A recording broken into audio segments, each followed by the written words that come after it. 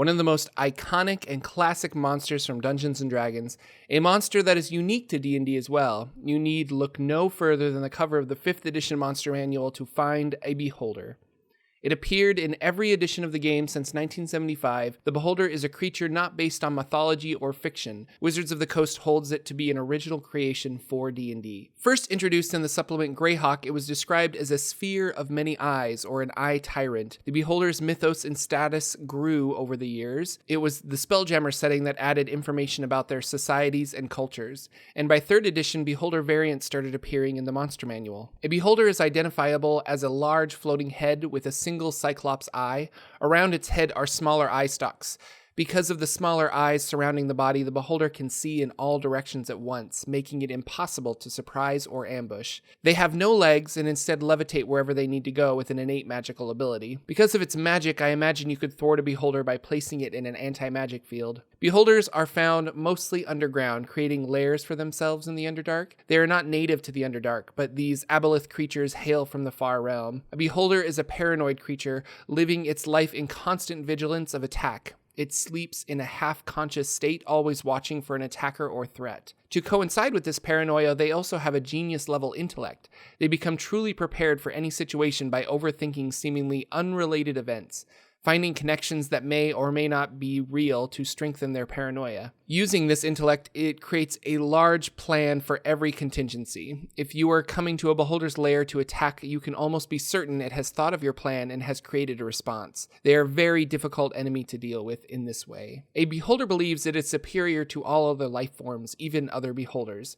Unintelligent creatures are regarded as food or pets, while intelligent creatures are seen as slaves. To a Beholder, the only true threat to its existence is another Beholder, because only that would have the intellect, power, and magic to destroy it. Because of its outward narcissistic tendencies, it views every action a creature does as some major plot against its life by another Beholder. Are kobolds mining in a nearby cavern? It must be an enemy Beholder's minions trying to get a foothold for a future attack. A group of adventurers attacking a Beholder's lair must have been paid by a weaker rival Beholder. Beholders reproduce through dreams. When a Beholder sleeps, their mind is filled with images of other Beholders out to attack them, plots and schemes that may be imaginary or real. Some of these images can take physical form, and somewhere in the world a fully formed Beholder will spring into existence.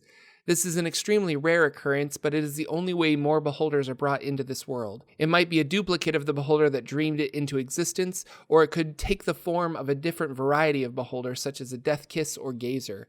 I did find one strange book that detailed the pregnancy of Beholders. In the 3rd edition book, Lords of Madness, there is a section on the reproductive cycle of a Beholder, but it must be one of those small books that Wizards wants you to forget about because the dream reproductive cycle is the most well-known today. There are different types of Beholders. Most are created from specific dreams a Beholder has.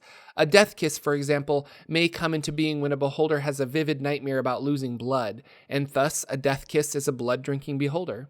A Gazer are tiny manifestations of a Beholder's dreams. It resembles a Beholder, but it's only about 8 inches wide. A Beholder's lair is a winding maze of passageways bored through solid rock with its disintegrate eye ray. A typical lair consists of 3 to 5 chambers with no escape routes. The Beholder does not want to open its lair to attack.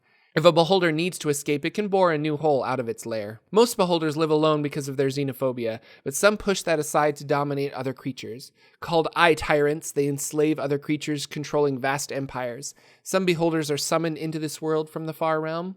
A spectator is a lesser Beholder that is summoned by a magic ritual, the components of which include 4 Beholder eye stalks which are consumed by the ritual. This Beholder-like creature is a magical guardian that will watch over a lair or treasure for 101 years after being summoned. When a summoning ritual goes wrong, a Gauth is created. This Beholderkin has 6 eye stalks and eats magical items, extracting sustenance from the magic. It may present itself as a true Beholder to the unknown, but really it is a lesser creature.